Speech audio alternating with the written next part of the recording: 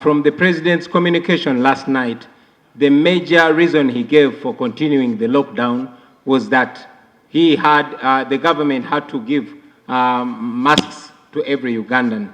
Madam Speaker, like my colleague MP, Honorable Samba said, Ugandans are already making masks for themselves. And if the president said that anybody who goes out of the lockdown must have a mask, Madam Speaker, probably all Ugandans will be out of lockdown by the end of today. So it is important for the government to be clear what the reason of the continued lockdown is. If it's face masks, Madam Speaker, I believe that Ugandans can come out of lockdown because they can improvise means of having their masks made by local people. I submit, Madam Speaker. Right now, Speaker, the issue of masks is showing us how we want, or this country needs the local content bill. Madam Speaker, there is a tendency of this government always to ignore the wananchi, especially when they are doing procurements. Madam Speaker, I want to thank colleagues and everyone who dons a mask made by a local company here. I want to thank you. There are so many of us who don those ones made by Americans, those made by Chinese, and it looks very fashionable. But every time you put on that mask, you're creating the job in America. You're creating the job in China. Madam Speaker, it is high time this House takes a decision. This government buys here, and it shouldn't be selective to say, Madam Speaker, to say that it is company A that must sell to government. That is very unfair. Let government put up an open system where every Ugandan who can make a mask, UNBS can come up and give us a standard and say, this is the standard. Whoever can make a mask, please present this quality. We can buy as government. But when government comes up to say, this is the mask, it must come from NITIL, and only until the one from NITIL comes, that was so unfair, Madam Speaker. Okay. Thank you very much, Right Honourable Speaker. Right Honourable Speaker, I want to thank Honourable Shabin Nsamba, who is encouraging us to buy Uganda, build Uganda. And I just want to say that all of us are striving for that. He's wearing a suit and a tie and shoes, not made in Uganda. Because probably you can lay on table, bring the label. So I know I'm on procedure. I'm on a point of procedure. I'm on a point of procedure. I'm on a point of procedure. Please conclude. Yes, please. He is free to lay on table whatever he's wearing. And we see the label. But my procedure point was that, Right Honourable Speaker, this evening the President will address us again. Don't get tired of knowledge, please. All of us would like Ugandans to wear masks, quality masks, which have been confirmed by the Ministry of Health, working with trade, UNBS. It's not only NITIL. Right now, a meeting has taken place where different groups have been called to make sure that groups are being called selectively. They are being called selectively. We want Ugandans to go out, but most importantly, we want them alive.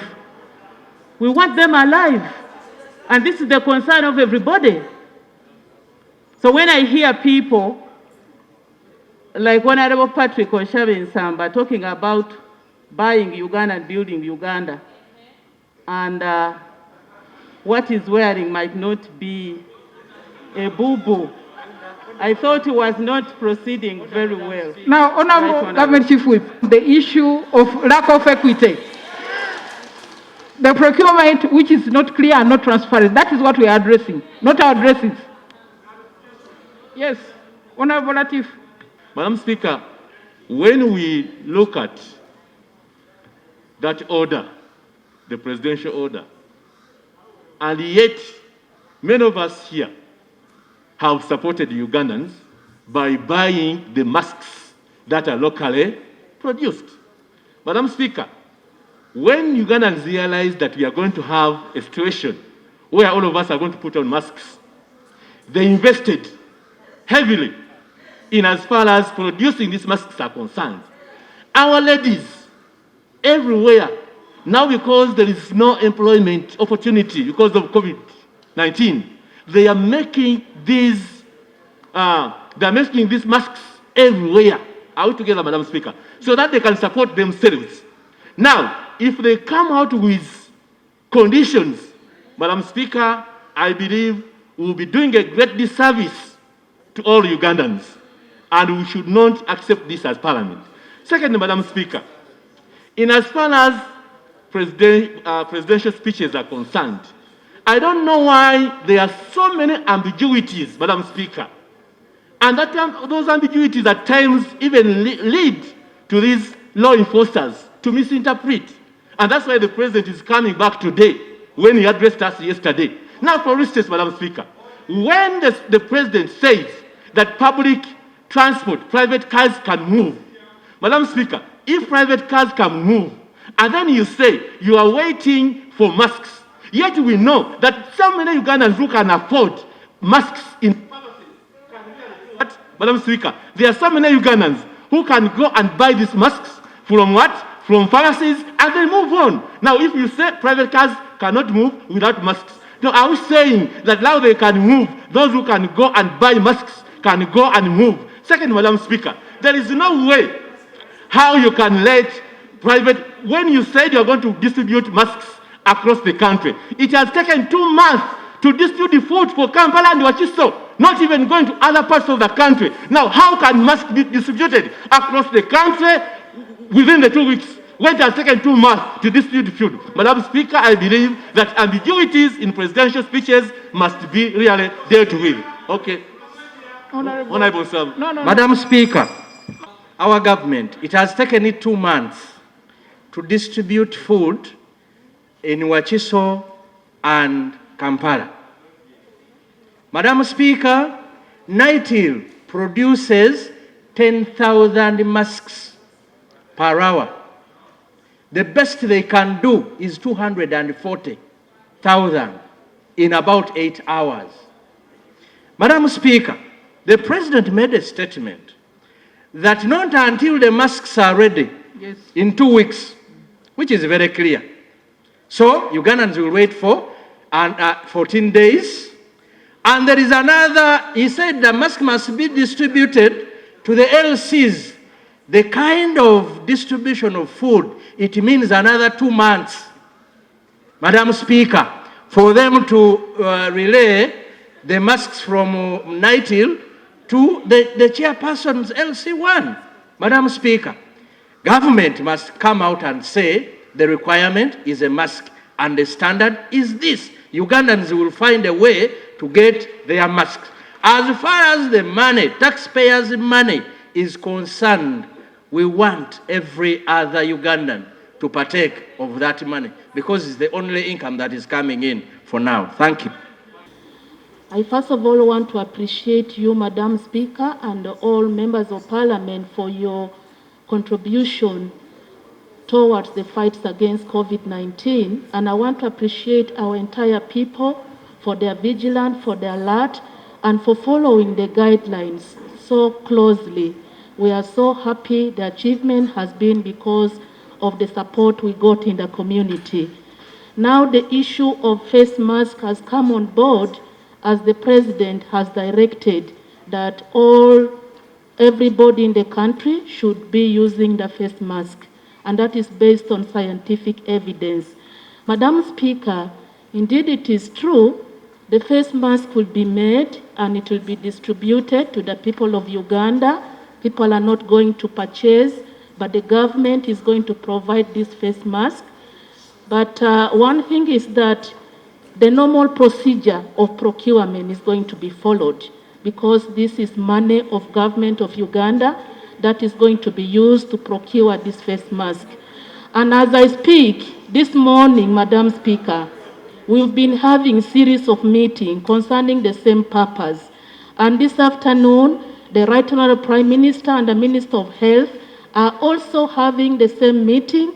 Apart from NITIL, there are other companies that may be eligible to provide, to process, and to be able to give government to purchase face masks from this company. The discussion is still ongoing. Right Honourable Speaker, we are just from the meeting with a number of companies, and the due process will take place. There were over 28 companies, including NITIL. There is another one called Spenner, and many others. How did you get those 90? No, How did they know about that, the masks? After the presidential announcement, they came to find out the quality. They came to find out how they will make these masks using scientific means. That's why they came to inquire, and we have been in a meeting. There are many companies, including women. Honour Minister, other women of Uganda who are making these masks will be able to compete with those big companies of yours. How the young people of Uganda who are already making masks will be able to get engaged in that business. Yes, we categorize companies, including local companies, including local women here in Chiembe, including your area in Ikamuli. However, we have also given a leeway such that other people who want to buy masks can buy and use them. Now that we are going to be using public funds, how did the government contract NITIL, and what kind of procedure did they use to come up with the suggestion that they are the ones to provide the face masks? Madam Speaker, where we are committing public funds, why doesn't the government provide a standard, let's say by National Bureau of Standards, so that interested parties, all those who can manufacture face masks, apply so that the masks are available? And we also create employment or jobs in those other sectors or stakeholders that will be able to provide these masks. Thank you, Right Honourable Speaker. I want to make this very clear that the statement of the President is directives, as we all know, but the implementation and how we can procure this face mask will follow the normal procedure of government of Uganda, and that is the discussion that has been taking place, and it is based on scientific evidence. I want to make the second statement clear, Madam Speaker, that it is not all about just face mask. We are basing this on scientific evidence